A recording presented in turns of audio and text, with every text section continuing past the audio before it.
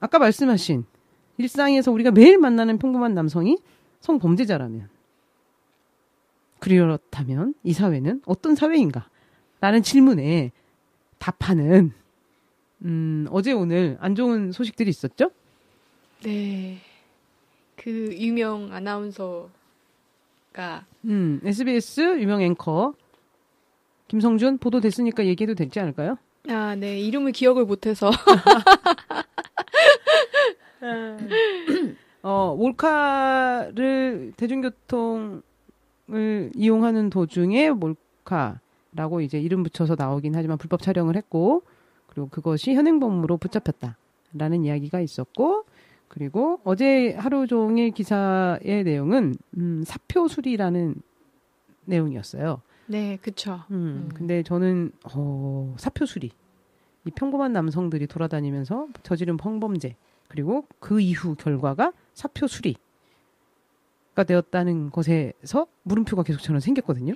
사실 그 계약서를 쓰고 정규직으로 입사를 한 거잖아요. 아나운서가 그 방송사에, 그러니까 프리랜서가 아니라 고용이 된 상태면 사실 그 내규에 의한 징계를 받아야 된다고 생각을 하거든요. 일반 회사에서도 그런 일이 생기면 뭐 감봉을 하든지 아니면 뭘 하든지 징계가 나오는데, 그거를 왜 사표를 수리하는 거를, 사표를 냈어도 사실 그걸 반려를 해야 되는 부분이 아닌가 하는 생각이 들었거든요. 근데 그걸 그냥 흔쾌히 받으셔가지고 그 사람의 죄는 사표를 수리를 해서 받아주는 것만큼 미비한 건가?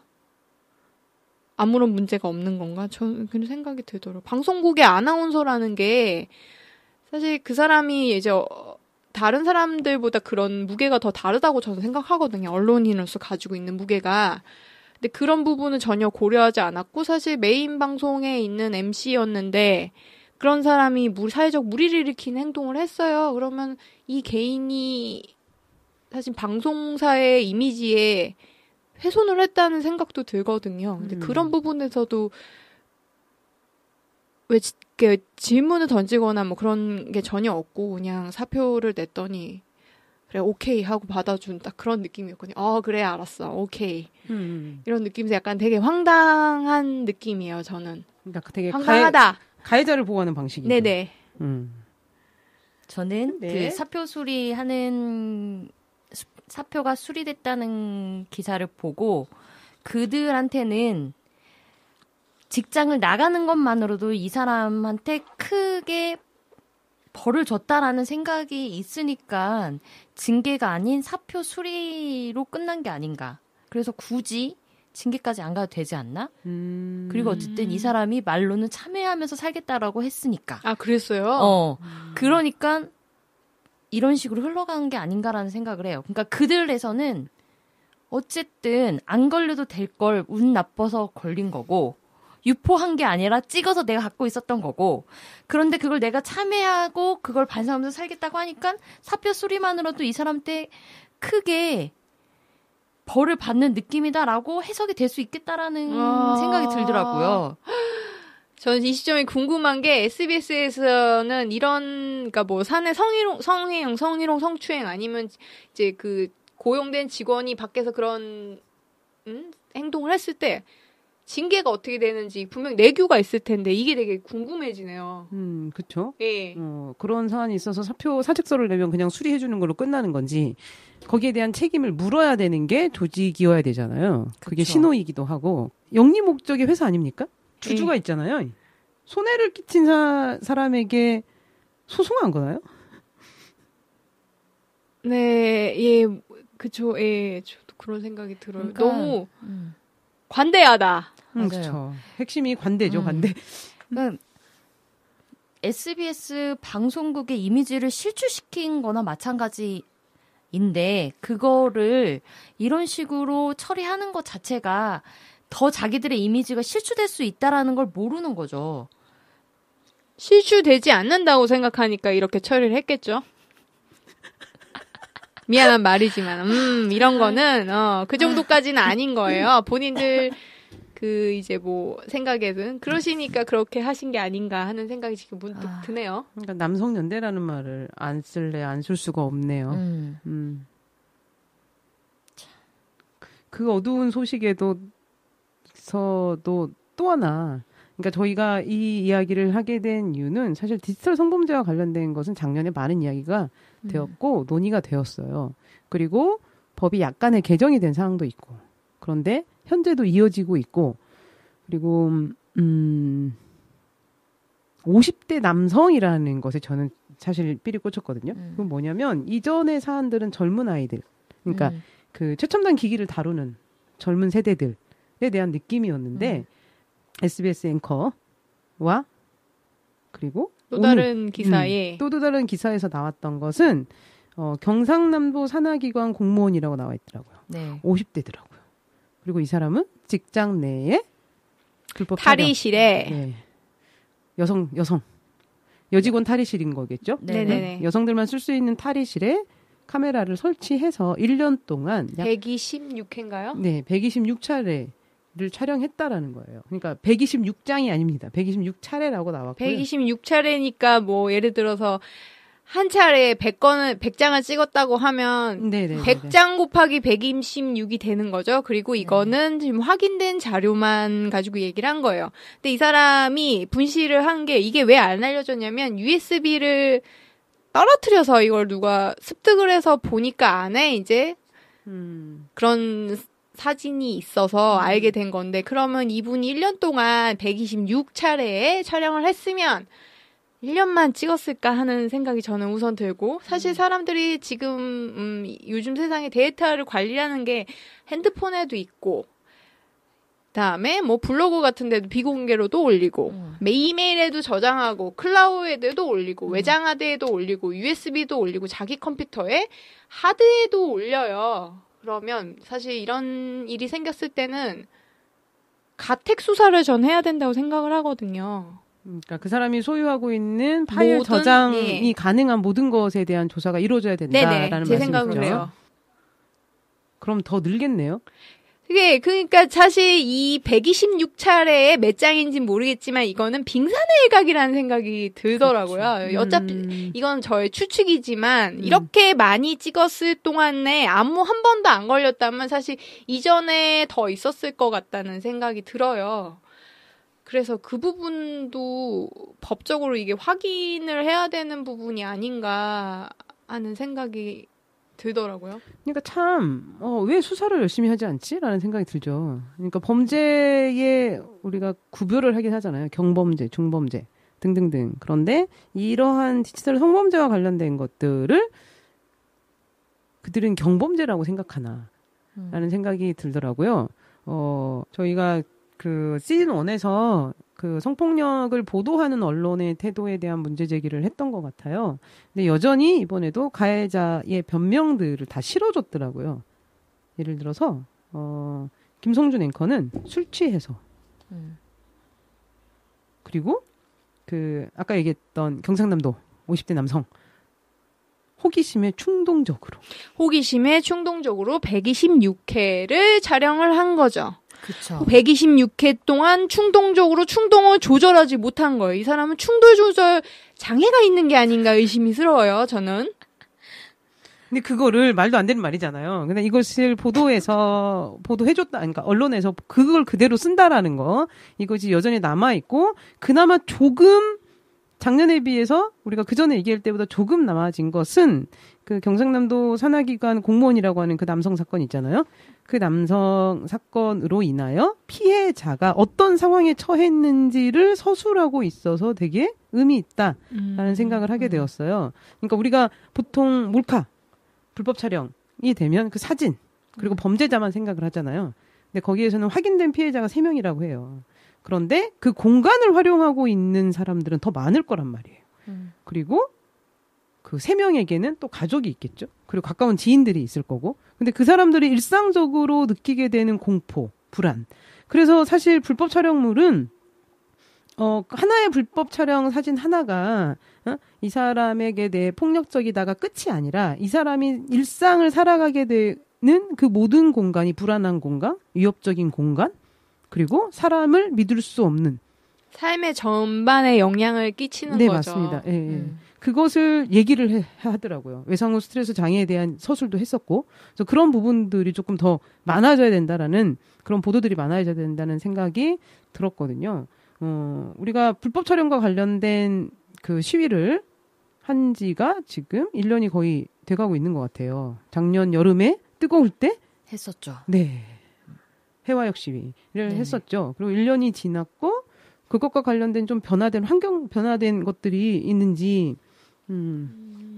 저는 제가 이제 서울에 갈 일이 자주 있는데 그때 이게 또 몇 년 된 얘기인데 고속터미널 호남선인지 경부선인지 잘 모르겠어요. 근데 거기서 몰래 카메라가 화장실에서 나갔다는 기사를 보고 근데 제가 되게 자주 이용을 하는 데인데 확 와닿더라고요. 그래서 좀 그때 이후로 그 고속터미널 화장실 이용을 할 때는 화장실을 되게 주의 깊게 봐요. 주의 깊게 보고 그리고 이제 그 불법 촬영 관련해서 이제 그 한참 저기가 됐을 때 서울시에서 화장실을 불법 촬영이 되는지 안 되는지 확인을 해서 이제 그 전담팀이 있어서 스티커 같은 걸 부착을 했었거든요. 근데 이제 고속터미널하고 이제 그 서울역인가? 예, 거기 용산역인가 아무튼 거기를 자주 가는데 용산역 화장실에 갔더니 그게 이제 언론에 보도된 걸 보고 나서 별로 이제 그게 제가 도움이 된다는 생각도 인지도 없이 그런 일을 하는구나 이랬는데 딱 화장실에 갔더니 화장실 입구에 여기는 언제 불법 촬영에 있는지 없는지 확인해서 언제 체크를 했고 그때 체크했을 때 아무 게 없었다 이렇게 딱 스티커 붙어 있는 거예요. 들어가는데 바로. 그래서 사실 그 용산역 화장실이 분위기가 그렇게 썩 좋지 않고 조용하고 2층 화장실 되게 약간 무서운 느낌이 있어요. 밤에 가고 혼자 있고 그러면. 근데 이제 거기를 좀 사람이 없고 그래서 자주 이용하는데 이제 그 스티커가 붙이니까 스티커가 붙기 전이랑 붙고 난 이후에 제 태도가 되게 명확히 달라졌더라고요. 그러니까 그 전에 붙기 전에는 앉고 나서 이렇게 한 바퀴 훑거든요. 위에서부터 아래까지 시선을 훑었는데 그 스티커 보고 나서는 되게 사람의 얼굴 미소가 피면서 시원하게 바지를 내렸거든요. 안심하고 있다니까. 예. 파워 내림을 해서 이게 되게 우리도 안심하며 싸고 싶다.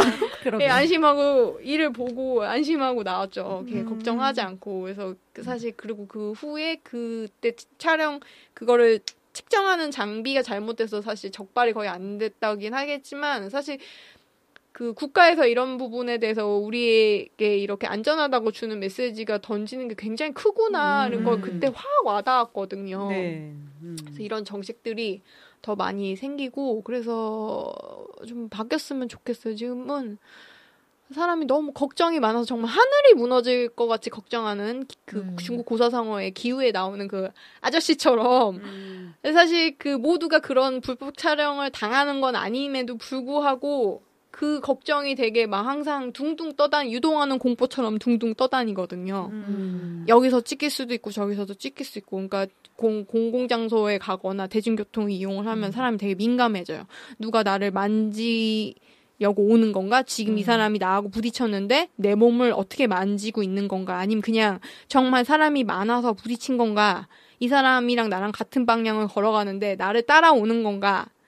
아니면 그냥 가는 건가? 내가 과민한가? 과민하지 않는 건가를 계속 자기 검열을 하는데 에너지를 엄청 쓰거든요. 근데 그 화장실에 스티커를 보고 시원하게 바지를 내렸던 그 경험이 너무 강렬해서 이런 것들이 많이 생겼으면 좋겠다는 국가가 우리에 대해서 이 기술 따라가는 걸 못 따라간다고 하면 이런 부분에서도 많이 신경을 써주셨으면 좋겠다.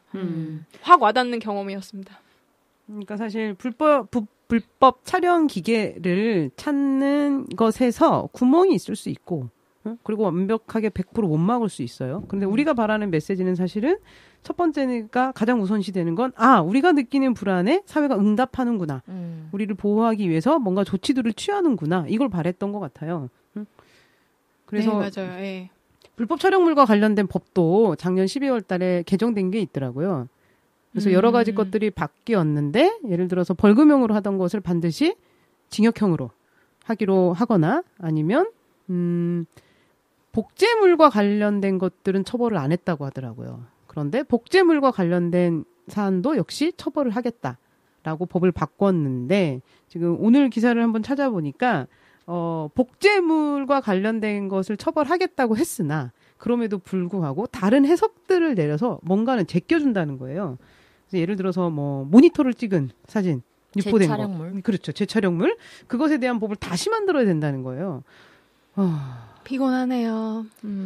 그렇죠. 그러니까 거기에서 있는 게 법을 자꾸 만드는 게 우리를 또는 이 여성 시민이 안전하게 느끼는 세상을 만들겠다라는 의지로 읽히는 게 아니라 이만한 법조항에 맞추어서 딱 이것만 할 거야라고 하는 고집, 아집 이게 느껴진다라는 생각이 들어요. 그래서 우리는 끊임없이 새로운 좀 더 세밀한 법률을 하나하나 만들어야 우리가 안전해진단 말인가?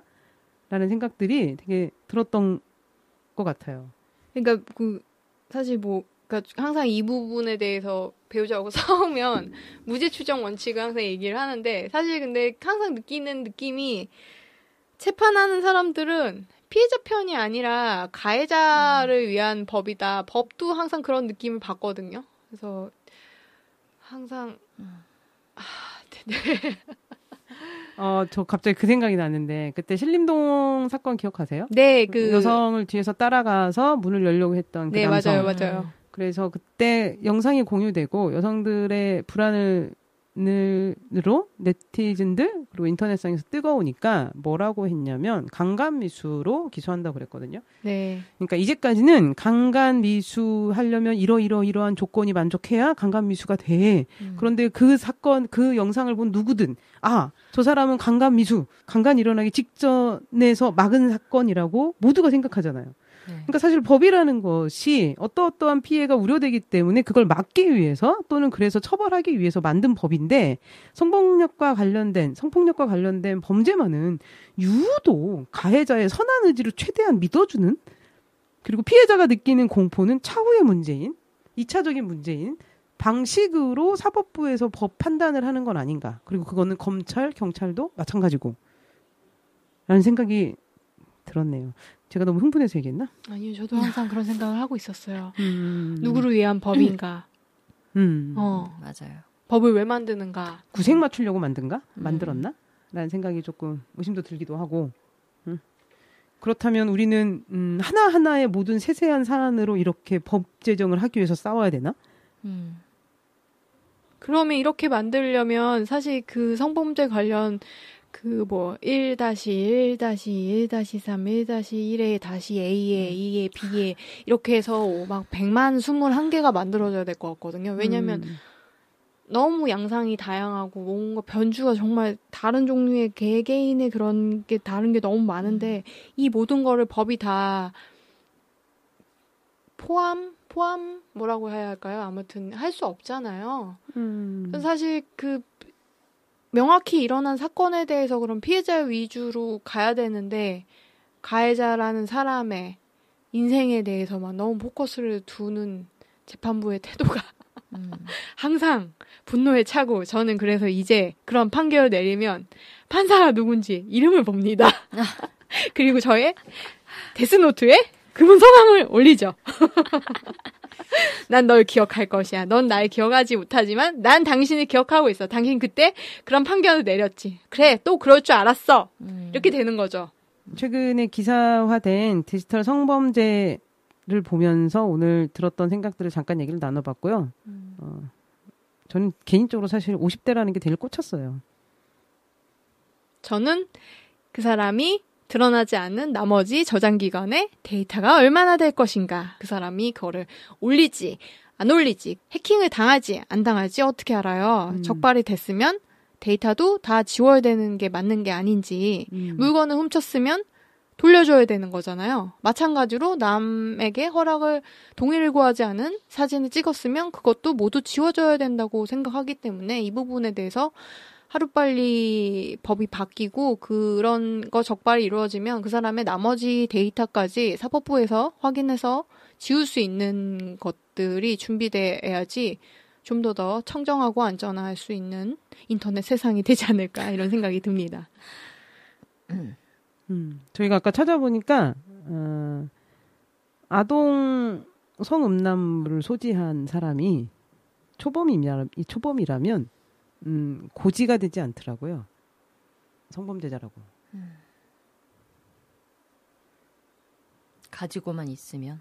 네, 그러니까 이렇게 우리가 물론 고지되는 것 자체가 성범죄를 줄일 수는 없어요. 그런데 사람들이 불안하기 때문에 고지해달라라고 사실은 시민의 요구였잖아요. 그렇죠. 그런데 초범이면 괜찮다라는 것은 마치 2번 저지를 때까지 기회를 주는 듯한 느낌이라는 생각이 들어서 저는 그러니까 법의 목적이 뭘까에 대한 생각을 계속 이제 하게 되는 거죠. 그리고 지금 이 생각을 하게 되는 이유는 어쨌든 작년 이후로 여성들이 디지털 성범죄와 관련된 목소리를 높인 이후에 법 제정의 움직임은 있어요. 그리고 변하려고 해요. 준비하는 사람들도 있고 발의하는 국회의원들도 있고. 그런데 그것의 방향이 무엇이고 그리고 핵심은 법 제정 하나 문구 하나의 문제가 아니라 사람들이 그 법의 필요성을 무엇이라고 생각하는지에 대한 논의가 더 중요하다라는 생각이 들더라고요. 확대해서 적용할 수 있어도 확대해서 적용하지 않았던 사회는 뭔지. 오늘 이슈가 오늘 저희가 살롱 이슈에서 본 게 어제자 뉴스라서 사실 긴급하게 한번 넣어봤어요. 그리고 이런 답답함들이 지금 50대 남성이라는 것에 집중한 이유는 50대 남성들이 사용하고 있는 기기가 되게 넓어졌다. 아, 그러네요. 라는 생각이 사실 들었고, 그리고 그런 얘기 있었잖아요. 우리나라 인터넷과 뭐 발달할 때 남성들이 야동 보기 위해서 열심히 배웠다. 이런 얘기 하지 말까요?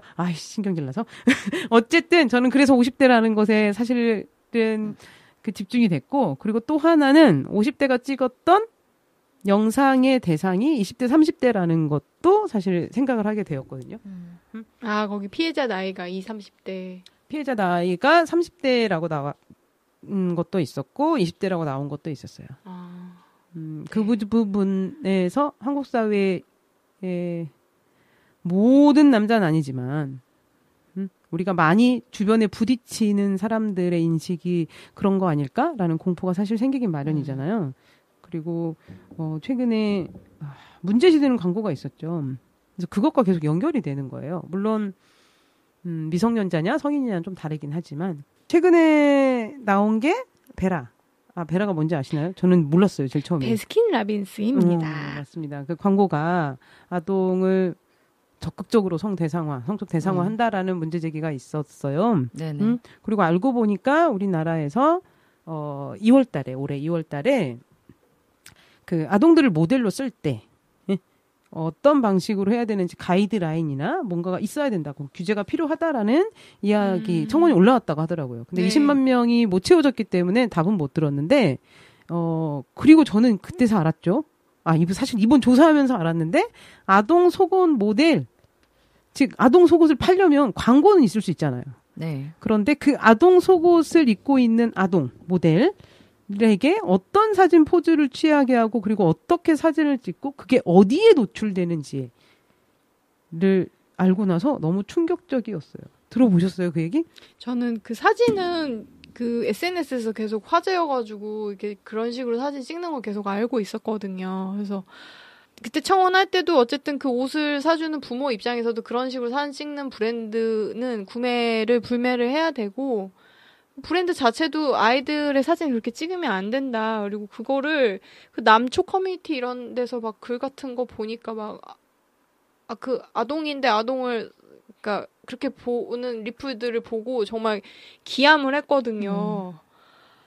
그래서 좀 계속 그런 식으로 그러니까 우리가 자율적으로 조절할 수 있으면 좋은데 그렇지 못한다면 법적으로 가이드를 주는 게 맞다고 생각을 하고 이 부분은 사실 아동 노동 그러니까 뭐 배우자나 이런 연예인들 그 근무 시간 그러니까 법정으로 정해진 근무 시간 이상 초과 근무하는 부분이랑도 약간 연결이 되어 있는 지점이 있어서 하루빨리 가이드가 나왔으면 좋겠다는 생각이 법이 바뀌었으면 좋겠어요. 얼른 바뀌어야죠. 근데 그거는 그러니까 여성 아동 속옷뿐만 아니라 여성 아동 의류를 파는 사이트에서도 여성 모델, 여아 모델을 소비하는 방식이 굉장히 성적 대상화하는 방식으로 계속 사진을 찍거든요.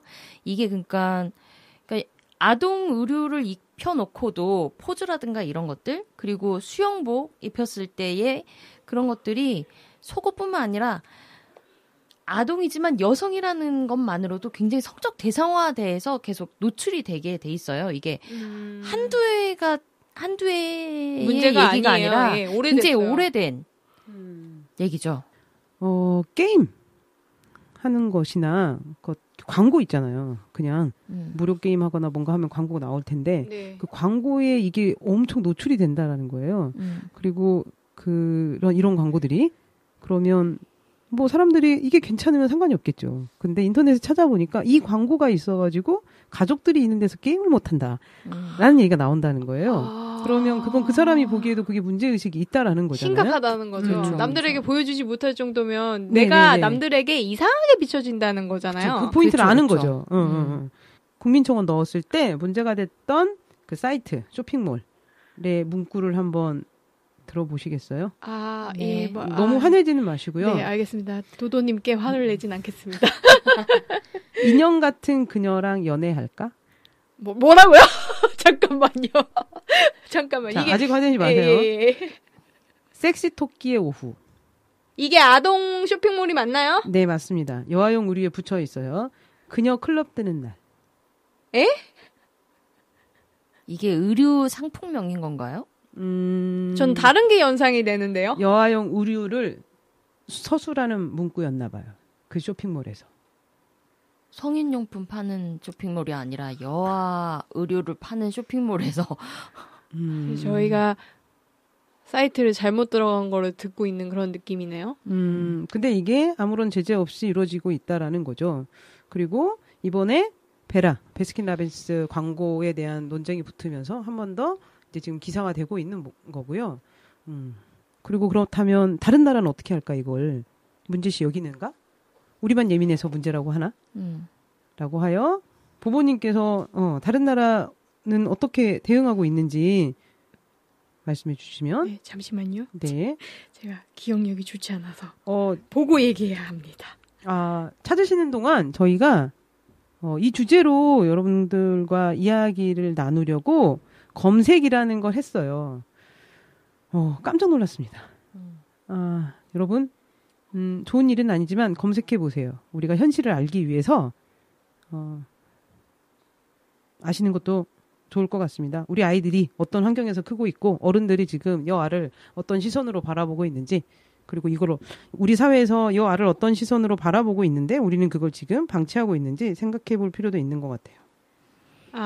제일 비슷한 거는 2018년 우크라이나 경찰은 알라 프랭켈의 새 라인 어린이를 위한 난제리 촬영에 참가한 8세부터 14세의 6명의 아이들의 부모를 기소하기로 했어요. 부모의 의무를 부적절하게 이행한 것에 대해 기소할 것이다. 이 자료 사진을 보면 그런 란제리류가 그러니까 정말 누가 봐도 그런 느낌이거든요. 이런 사진 찍어가지고 그래서 그런 일이 있었고 그다음에 2017년에 중국의 한 쇼핑몰에서 6세 아동을 모델로 세워 난제리 쇼를 했었고요. 논란이자 행사 측은 아이들의 부모 동의가 있었으며 절대 강제로 입힌 것이 아니다라고 해명을 했어요.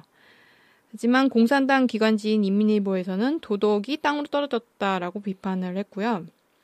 그다음에 2010년 보고 파리의 당시 10살이던 모델 티렌느 볼롱도의 화보가 있었는데 논란이 일자 보고는 단순히 엄마처럼 있고 싶다는 소녀들의 판타지를 보여줄 뿐이라고 주장을 했지만 이후 프랑스에서는 16세 미만 소녀의 미인대회 참가가 금지됩니다.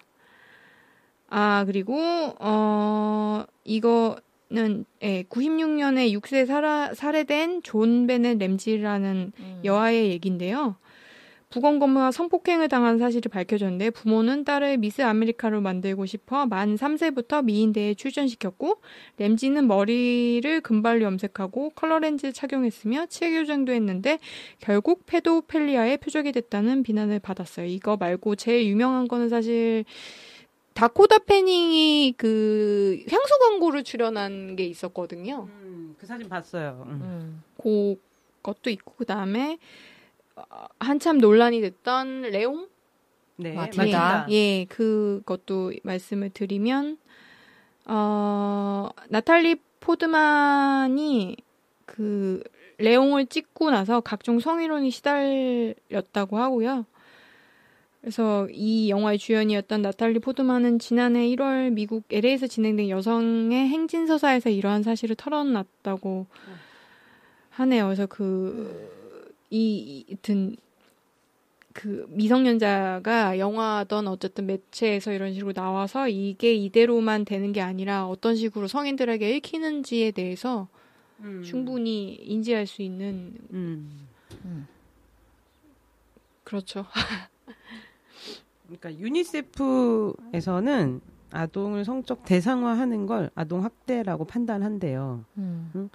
여자 아이들이 성적인 자세를 취하고 있거나 그리고 표정도 마찬가지입니다. 표정을 짓고 있거나 또는 노출된 의상 등을 입는 경우 등은 모두 성적 대상화로 규정하고 있다고 해요. 이러는 이유는 남성 어른의 시각에서 여자 아이를 성욕을 풀 수 있는 대상물로 여겨져서 실제로 성폭력을 유발할 수 있다고 경고하고 있답니다. 이렇게 여러 전문가들이 권고하고 있는데 그거를 한국 사회가 받아야 할 것 같고 논의를 해야 될 것 같고 우리나라가 아동 청소년 대상 성범죄가 적은 나라가 아니잖아요.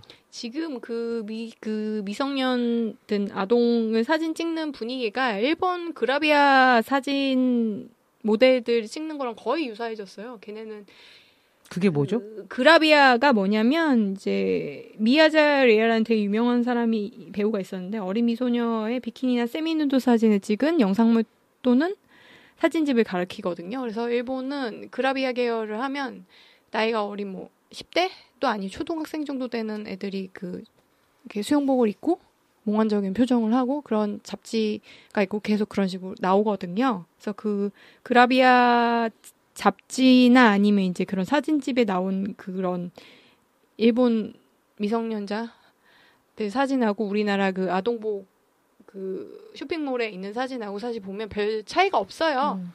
그래서 저는 이게 그 사진이 처음에 일본에서 온 사진인 줄 알았거든요. 사진을 봤을 때.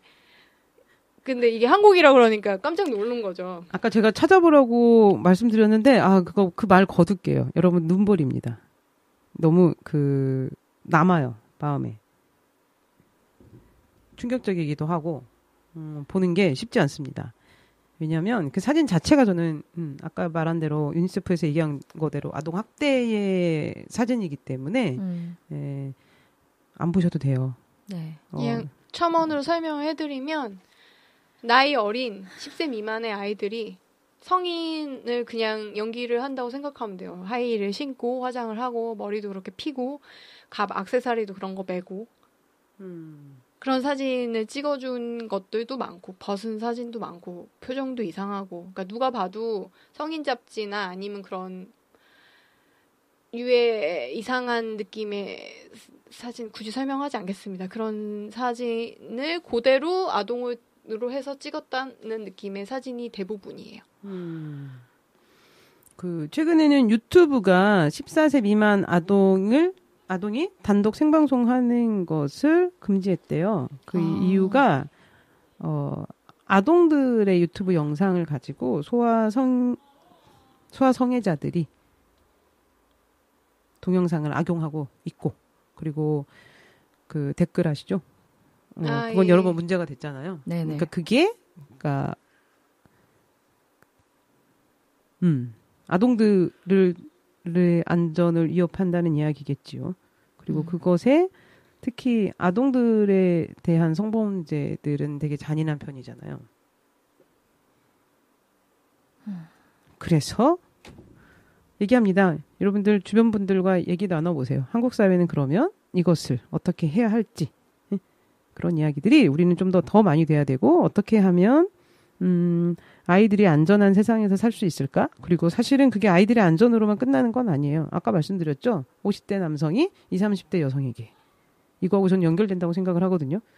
물론 여러 가지 부분에서는 아동 성애자들의 다른 분류로 얘기하긴 하지만 어쨌든 중요한 건 자기보다 약한 존재들에게, 약자에게 무엇이든지 할 수 있다라고 생각하는 부류들, 그리고 그게 사회에서 그것을 막지 않는다라는 게 용이 핵심인 것 난다. 같아요. 맞습니다. 용이 난다.